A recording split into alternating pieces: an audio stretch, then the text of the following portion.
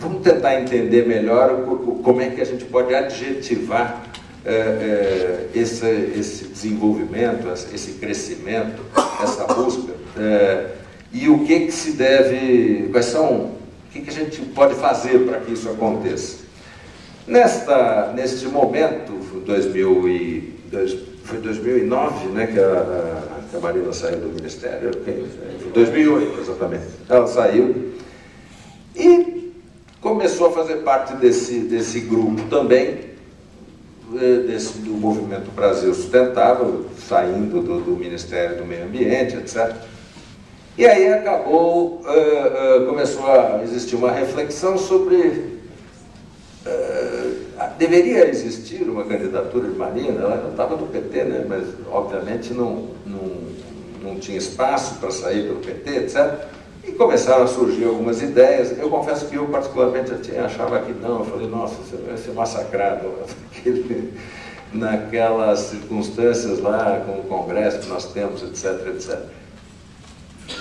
Alguns meses se passaram, algumas reflexões feitas e uma decisão tomada por ela e o grupo que até mais próximo dela naquele momento ali do Ministério, e resolve, ali meio no bojo desse movimento e com o convite então do PV, surgiu o convite para a Marina ser a candidata pelo PV à presidência da República.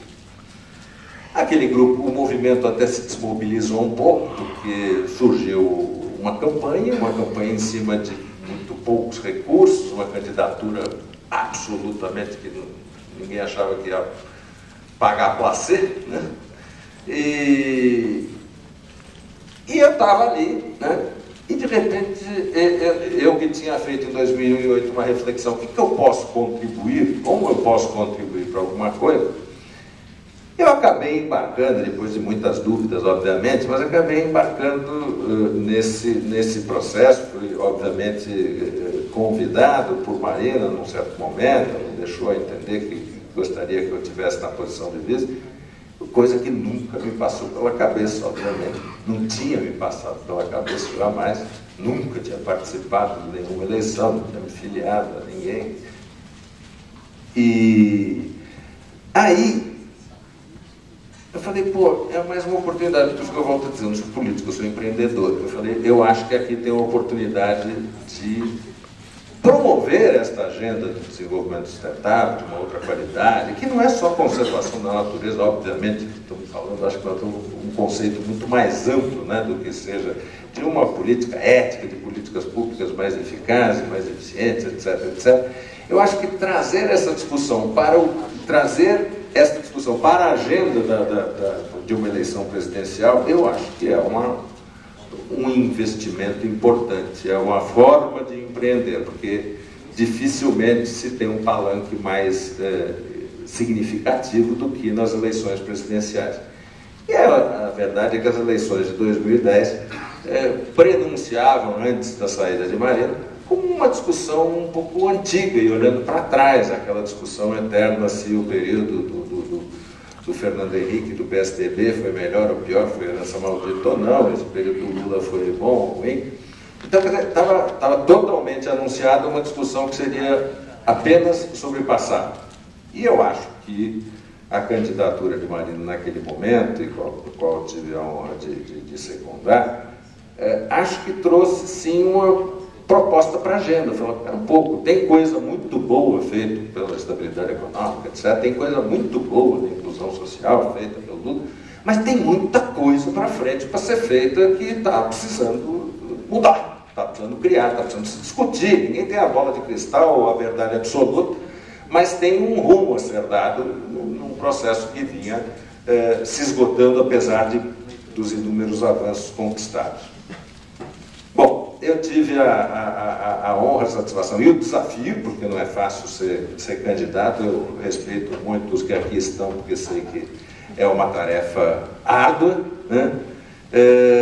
Mas me sinto muito honrado de ter participado daquela candidatura de Marina em 2010, mas saí das eleições, mais uma vez, convencido, e aí começou a voltar e fechar, daqui a pouquinho.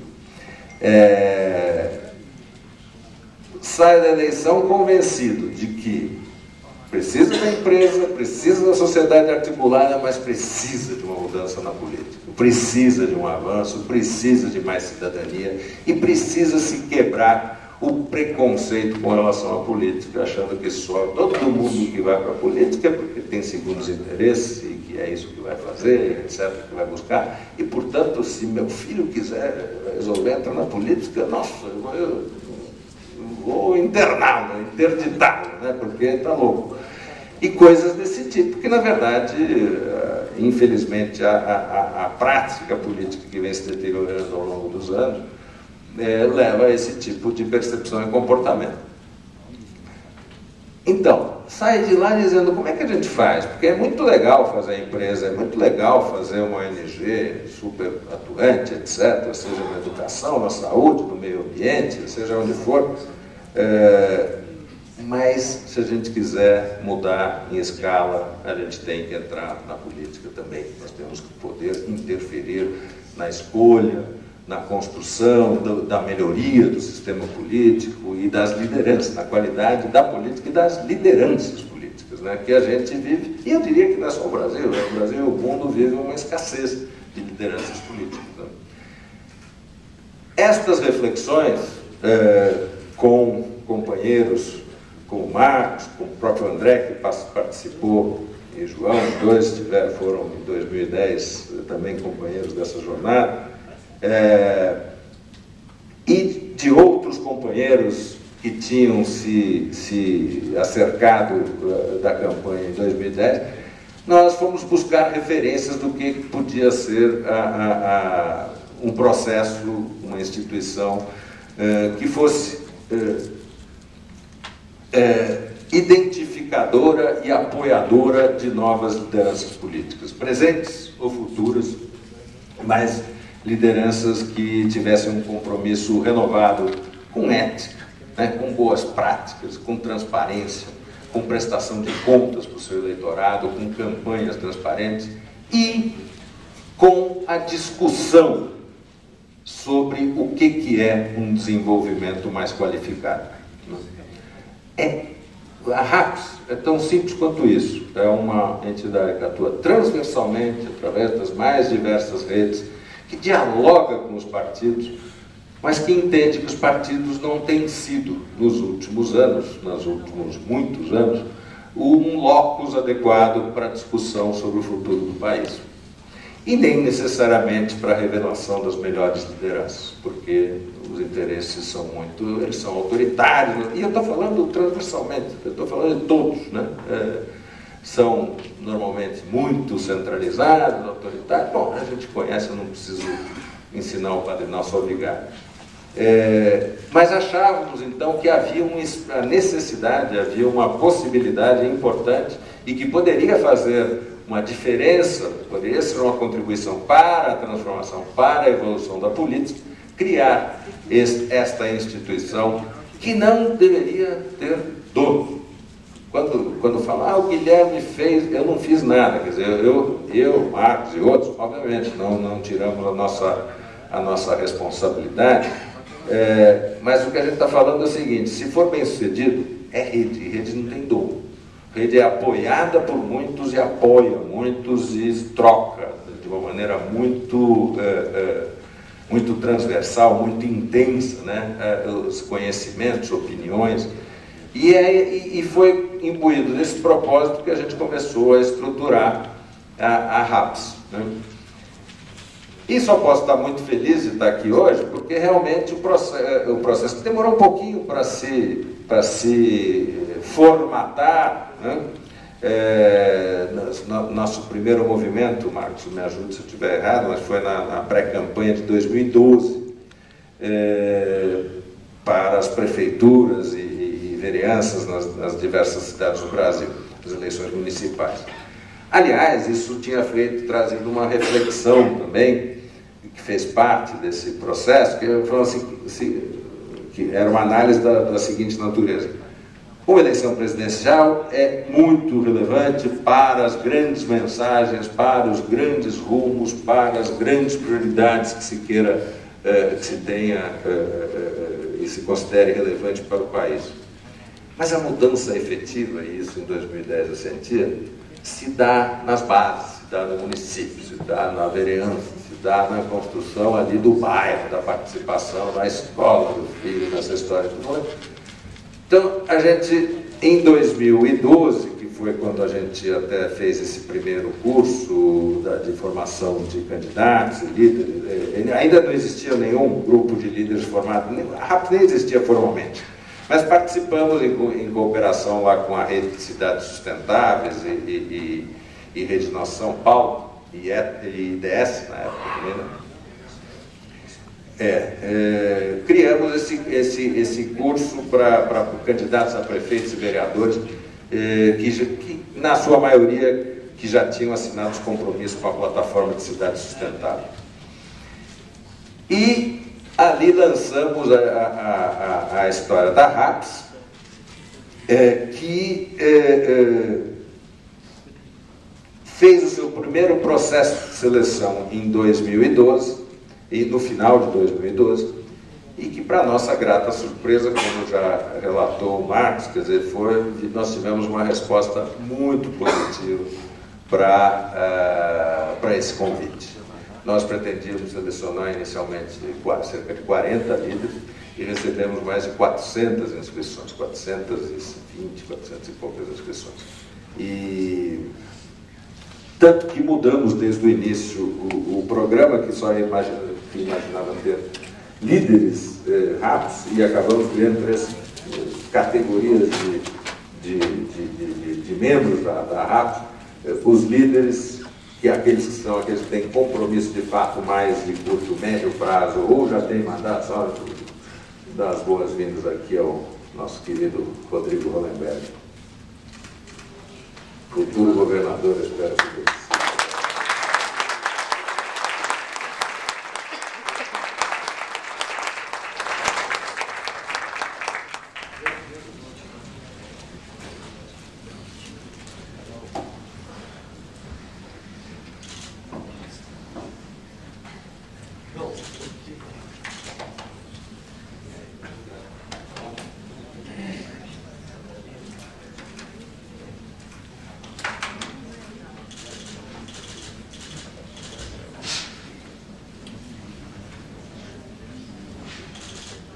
Obrigado, senador, pela sua presença. É uma satisfação muito grande. Então, e aí já estou finalizando. A nossa primeira processo seletivo no final de 2012 nos trouxe essa grata satisfação que nos fez, inclusive, ampliar de líderes apenas para líderes, empreendedores cívicos, que são pessoas que querem atuar na política pública, mas não querem estar na política institucional, participando de processos seletivos, etc. E de jovens RAPS, pessoas ainda de uma idade bastante tenra, que estão começando essa trajetória de mais longo prazo. Vimos nesse tempo estruturando 2012, 2013, começamos a estruturar os processos todos de formação, de apoio, de planejamento de candidaturas, de planejamento de campanhas, de planejamento de mandatos, etc. E chegamos ao final de 2013 e fizemos o nosso segundo processo seletivo e tivemos a grata satisfação de ter, em vez dos 400 do primeiro de 2012, tivemos 720 candidatos inscritos. E, para nossa grande satisfação, entre eles tivemos o nosso senador, prezado senador Rodrigo Hollenberg, além de outros como o Zé Antônio Riguff, né? O João Vale, que também não pôde comparecer até agora. Em resumo, é um tempo curto para uma instituição, nós temos 2 anos e meio, mas estamos convencidos de que tem um caminho muito importante de construção de uma nova política, que se fala, pô, o que é nova política? Eu estou falando de uma renovação, não tem a velha e vai ser a nova, mas tem um processo de oxigenação, sim. Não é possível que a gente seja destinado, né, escrito lá em alguma tábua do destino, que nós temos que ter essa tão baixa qualidade de prestação de serviços públicos. Não é possível, eu não acredito nisso. E como eu disse assim, e para finalizar, que eu falo que quem é empreendedor é alguém que não consegue viver sem esperança, como eu. Eu falo, se não tem esperança, desligo tudo, sabe? Não quero, dá para descer, eu vou embora. Mas como então eu cultivo a esperança como uma energia para se comprometer e agir pela transformação. Eu acho que é isso que nós estamos fazendo, eu acho que é isso que o Rodrigo, o João, o André, o Marcos, e eu sei que grande parte de vocês estão fazendo. É dizer, dá para mudar, de algum jeito. Nós não vamos chegar à perfeição, não existe a verdade absoluta, a diversidade é fundamental, o diálogo é fundamental, mas é possível construir uma sociedade mais justa, mais inclusiva e mais sustentável. É nisso que a gente acredita, e que se cada um fizer a sua parte, volto a convocar o empreendedor que está em cada um de nós aqui nessa sala, não somos nós aqui ou vocês aí, não, somos todos, temos essa capacidade empreendedora. E é esta a convocação que a gente faz, e a celebração que a gente faz por estar aqui com um tempo pequeno do processo, mas estar aqui com candidaturas, com lideranças políticas tão significativas e tão importantes. Então, já falei demais, agora é hora dos candidatos se falarem. Marcos, por favor, você conduz.